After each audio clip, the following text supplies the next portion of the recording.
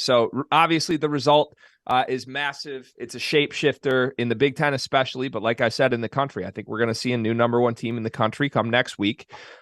Purdue, to me, I'm a Big Ten guy. So like Pat said, he's had a little too much Big Ten. I can't get enough of this, man. I can't get enough of my Scarlet Knights. This Purdue team has the National Player of the Year frontrunner. He's the most unstoppable force in the sport. They've got a freshman backcourt that has played out of their minds up until this point in the season, way better than people could have expected. They've got depth, they've got talent, they've got a great coach on the sideline, all of that. And at the same time, I know we're not a betting show, but these guys have played a lot of close games that weren't necessarily supposed to be close over the last month or so. They finally get bit tonight against a Rutgers team sitting 2-1 in Big Ten play now. Their only loss was on the road at Ohio State with a very questionable call, a phantom out-of-bounds step that they are so close to being 3-0 with wins against Ohio State and Purdue on the road. What do we make of this? Was this more about Rutgers asserting that they are a contender in this conference, or does this say something about a Purdue team that a lot of people thought was head and shoulders above other teams at the top? Maybe not so much. RC, what do you think? I don't think it says a lot in the sense of I always thought Rutgers was a contender, and I didn't believe Purdue was going to go undefeated. Now, are they flawed? We have concerns in some aspect. You always worry about a freshman backcourt, but when you have the most dominant player in the game and the style that they play, if they can control the pace, it's something. I think it's a matchup problem too. I mean, McKay, he's there's not many point guards his size that you got to deal with. So he's going to be able to post guards. They weren't used to that physicality. He was a dominant force tonight and took over the game. And the reason I think, Rutgers Scarlet Knights pulled it off. But I'm not surprised. I think at the end of the day, come March, this Rutgers team will be right there. I'm not saying they're going to be in Houston or not, but they'll make a trip. They'll make a dance. And Purdue is, I'm not going to overreact. I don't expect teams to go undefeated in conference play. When you get to this, Right. You get to this point at 13-0, you're bound to have a slip up in conference play. Sometimes coaches wish to get it over with so now they can get the team, get their attention back. You got a young group, young kids thinking they got all the answers to the test. This gives them a little humble pie. You get back in practice, fix some things. Their resume was too good from the beginning for us to think they're a fluke. Their resume was too good. They had as good a resume as anybody started the college season, so we can't take that away from them. You mentioned Nebraska the other day. Ever since Derek Walker came back for that group, that's a different team. That's not an easy out because, he brings so much versatility in the middle of that. They flash him up to that high post. He changes everything for that team. He's their best player, and that's another one of those teams with a big point guard that help change pace, and people aren't used to playing against guys with that size. Sure. Pat, what'd you see tonight? Yeah, RC, I agree with everything you said there. I never in my mind did I think that Purdue was going to be, one of those teams that would go undefeated the entire season. We knew there was going to be some weaknesses, especially when you're looking at a young backcourt. I love Braden Smith. I think he sees things before they happen sometimes and tries to force them, and his teammates just aren't there yet. Right. So I think he's going to be really special in this league. The question mark for me was once if a game that Edey's going to get in foul trouble early on. Obviously, he had a great second half. What is this Purdue team going to look like?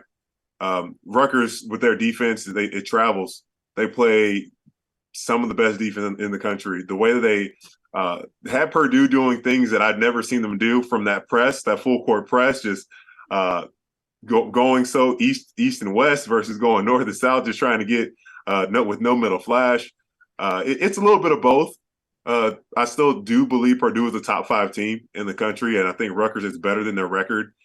Good for them to get this first big road win. Obviously, they struggle with that for a while. I just wonder where is the offense going to come on a consistent basis for Rutgers in that second half. It was such a struggle to find a good look. A lot of things just garbage to an extent, just getting thrown up at the basket. Shots that Coach Donovan wouldn't be happy with. You don't want Cliff Amore taking 3-pointers as wide open as he was. I almost wanted to shaking myself and say, dude, what are you doing? That's not your game. But great lessons for both teams here moving forward. Pat, I want to play devil's advocate and pick at you a little bit. You still got them top 5, given this result. Where are they in that mix? Because this feels more like maybe they're a 10 to 15 range to me. No, don't do that. Don't. I really do, RC. I really do. No. That's because you got your Big Ten favorites. You know, we're not gonna get into that. They just not one of your Big Ten favorites. Purdue is the Big Ten favorite. No. I'm saying they're not your Big Ten favorite.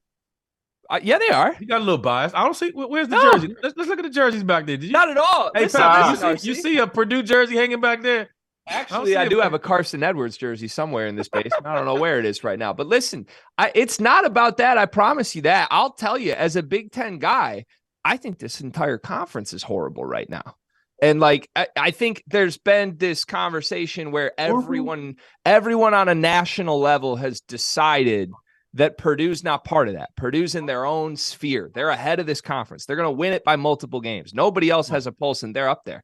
No. I just like obviously give them credit. The resume stuff you said, RC, in the non-conference, yeah, you can't dispute it. But I feel like there's a lot of people who only watch the Duke and Gonzaga wins on a neutral floor, which, let's be honest, Duke and Gonzaga are not top 5 teams in the country like we might have thought at one point, and haven't seen how this Purdue team's played for a month. Like, Zach Edey's phenomenal. I have a lot of questions about the parts around him. This is not a good shooting basketball team. As good as Braden Smith and Fletcher Loyer have been in stretches, this is a true freshman backcourt. And when they go up against some guys who, like Rutgers, can get in your shit, I have questions with how they respond to that. And I think that was part of tonight, right, Pat?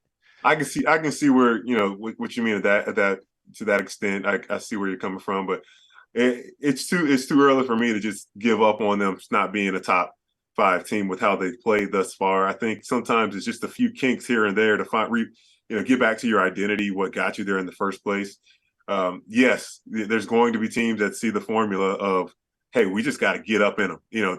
And hats off to the Big Ten officials tonight. I was really pleased with how they called the game. Of course, there's always going to be calls some people don't like, but I think they allowed both teams to play pretty physically. Fouls were an issue for Rutgers. That's their style of play. But, you know, I don't think I can take – I can't take Purdue. It's not fair to Purdue to take them out of the top 5. They'll fix things. They'll turn it around. I don't think they're going to run away with the Big Ten, but they're still my favorite. I really like Wisconsin with how they've been playing as of late. I think that now the favorites and the gap is going to narrow on who is. I think we have it in our sheet that Purdue is. It's been here. Purdue was the favorite with Illinois second to win, which is surprising to me. Indiana, Wisconsin, and Ohio State to win the Big Ten. Yeah, you know what that is, Pat. That's our good friends at Bet Rivers knowing what states have legalized gambling.